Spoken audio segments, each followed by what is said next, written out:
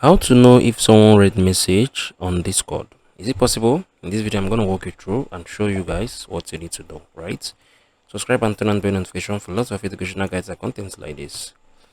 The real truth I would give to you guys right now is that you can't actually know if someone has read your message because Discord doesn't have the read history function, right? So if someone reads your message on Discord, you can't know. That is the plain truth.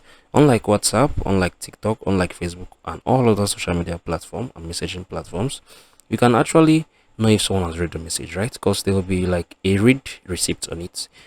But Discord doesn't has that, right? So that is the real truth. For someone to reply, or for someone to read through a message and reply back, you need to be polite, right? You need to be friendly.